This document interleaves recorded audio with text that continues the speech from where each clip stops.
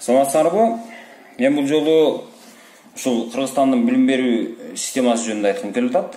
Анан Кыргызстандагы чечүүчү позицияда отурган мамлекеттик кызматкерлерди, мындай алганда жетекчилик кызматта отурган кишилерди, биринчи лицолордун балдарын чет өлкөдө окутууга тыюу салыш керек экендигине ынанып отурам. Мен ошол жөнүндө айтып бергим келип турат. Эмне үчүн мен буга ушунчалык киришип, ушунчалык көңүл буруп атам? Себеби мындай экен. Мамлекеттик кызматта иштеген киши, демек, мамлекеттеги бардык нерсеге, бардык процесске жооптуу.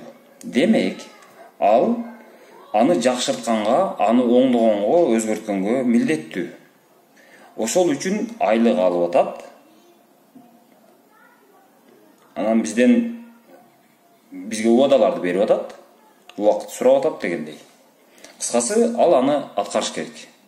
Антты берген, милдетти алган. Бизде кандай болуп атат?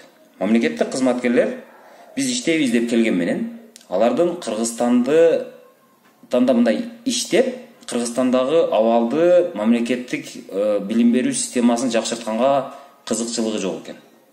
Аны каяктан билесиз? Ал мамлекеттик кызматкерлердин балдары каякта окуп атканынан билинип атат. Мамлекеттик кызматкерлер айтып атат. Алар балдарын сырттан окутуп атат, ошол эле учурда айтып атат. Биз билим берүү системасын жакшыртабыз деп атат. Кантип жакшыртасың? Сен балаңды сыртта окутуп атканда, балаңды сыртка жөнөтүп атканда, сен уже далилдеп койгонсуң.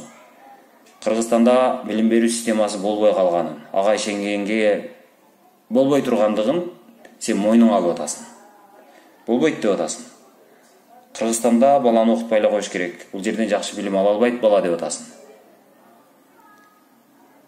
Ошону менен бирге сен Кыргызстандагы билим берүү системасын оңдоп койгонго, жакшыртканга бир тыйын дагы кызыкчылыгың калбай атат. Себеби балаң кеткен да, балаң сырттан окуп атат. Кыргызстандагы билим берүү системасын жакшырышы сага кереги жок да. Эч кандай кызыкчылык жок да сагачы. Сага эмне кылыш керек? Эгерде кызыкчылык болсо, сен эмне кылмаксың? Анда билим берүүгө кадимгидей көңүл бөлөт элеңер. Мына ошондо сапатсыз китептер чыкпайт эле. Китептердин ичиндеги жалган маалыматтар китепке басылбайт эле. Мектептердеги мугалимдердин айлыгы азыркыдай 5000, 6000, 7000 сом болбойт эле. Баса ошол мугалим 5000 сом айлык алып атса, ошо мектепте кандай мугалимдер иштейт, билесиңерби? Азыр мындай айылдарга барсаңар, бирөөнүн 2 келини болсо, айтат.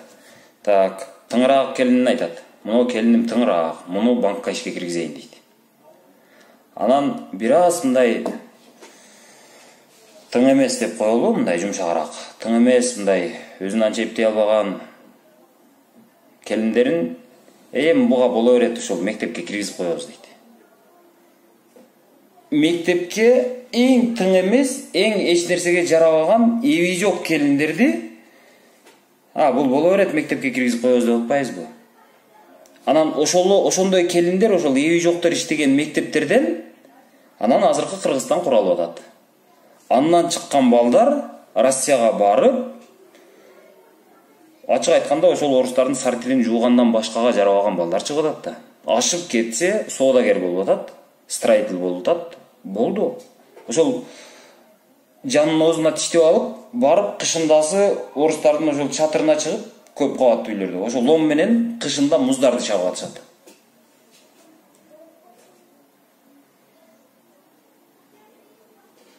Кыскасы ушундай да, бул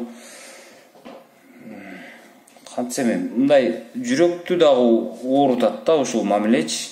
Мен ошон үчүн сунуш кылып атам. Мамлекеттик кызматкер, айрыкча жетекчилик кызматта отурган кишилердин балдары чет өлкөдө окубаш керек.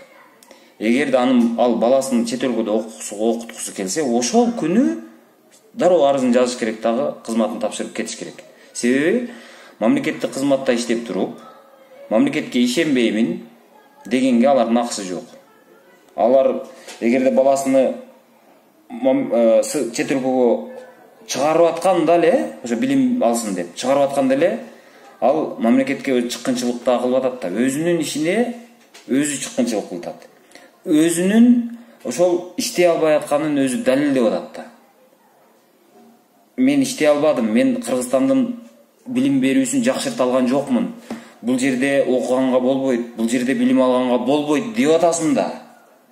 Сен уже позицияңды билгиздиң да ошентипчи. Анан кандай дагы моралдык укугуң калат, сен бул жерде кайсы бир кызматты ээлеп отуруп, мен Кыргызстанды оңдоймун, мен Кыргызстанды өнүктүрөм дегенге кандай акың калат сенинчи?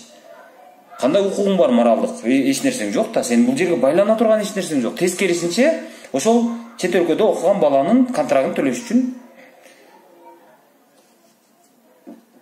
уурдаш керек болот. Башка эч нерсе жок.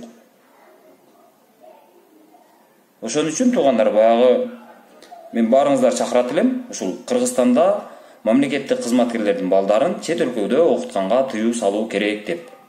Азыр кээ бир чиновниктер айтып атышат, мен балам өзү ошо жакта автомойкада иштеп, анан идиш жууп, дагы официант болуп, анан ошентип акча таап, контрагын төлөп атыптыр деп. Мен ишенбейм дагы. Себеби алар мажорлордун балдары. Анан ошолор барып, ошо жакта ошол Америкада же Европада ошол идиш жууп калышына мен дегеле ишенбейм да. Ошентип контракт төлөшүнө. Макул ошентип төлөсө төлөй берсин. Макул ошентип окуса окуй берсин. Бирок андай боло турган болсо, ошол атасы ошол күнү кызматын тапшырып берсин, жазсын дагы, баласын ошентип окута берсин. Баласы кантип окуса ошентип окусын. Бирок атасы мына жерде отуруп алып, анан элдин баардыгына акыл үйрөтүп, антиш керек, мынтиш керек, ошондо билим берүү жакшы болот дегенге кандай акысы калат?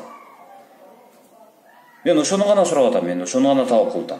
Медицина жөнүндө деле ушундай эле пикирдемин. Мисалы мындай. Азыр медициналык мекемелерге барсаңар, ооруканаларга барсаңар, кезек күтүү, тейлөөнүн сапаты өлүп калган. Анан биздеги чоңдорду ошол жерден көрөсүздөрбү, мисалы? Мен өмүрүмдө бир да жолу, мисалы, мындай бир кайсы бир саясатчынын чоңдун ошол мисалы Оштогу облустук больницада же болбосо мына Бишкектеги элдин баары жаткан ооруканада жатканын мен көрө элекмин да, мен уга дагы элекмин да. Булар үчүн атайын спец больница деп коет экен. Булар эмне үчүн спец больницада жатыш керек? Мен түшүнбөйм ушунчу. Ошол спец больница дегенге окшогон түшүнүктөрдү дагы жоюш керек экен деп калдым мен. Андан сырткары булардын ушул чет өлкөдө дарыланганга дагы укугун жоюш керек экен. Себеби ооруп калганыңда кандай десем, бул мен ушу түшүндүрө албайм, мен өзүм түшүнбөйм да. Мындай болуп атат. Бул жакта мен айтып атам да, сен повар боло албайсың, сен ашпозчу боло албайсың, сен тамагыңды жеп болбойт, жей албайбыз десем, сен айтып атасың, жок, мен жакшы бышырам. Бер мага, мен ушул ашты ушунчалык жакшы даярдайм деп атасың. Макул деп анан берип койдук. Берсек, сен ал ашты бышыра алган жоксуң. Ал ботко болуп калган. Ошол боткону эме айтып атасың да, силер жегиле деп. Мен жеп атам аны. Бирок ошол эле учурда өзүң жебей атасың да. Сен барып кошунанын үйүнөн барып тамактанып келип атасың мындай алгандачы. Мындай кополураак айтканда, орой айтканда, түз айтканда бул ушундай эле да. Эгерде чындап эле андан көрө мындай кылбайлыбы, мындай. Сен ошол жакшы экен анда. Ошол тамакты даярдай албасаң, даярдабай эле кой. Даярдай тургандар даярдасын ошол тамакты. Сен андай кылбай эле өзүңдү да кыйнаба, бизди да кыйнаба. Ошол кызматтын тапшырып берип кой дагы, өзүң каалаган жерде барып дарылан, каалаган жерде барып окут, эркинирээк жүрө бер. Сен мынча жүктү өзүң мойнуңа алып не кыласың, эптей албай атканыңда деген эле сөз, деген эле суроо.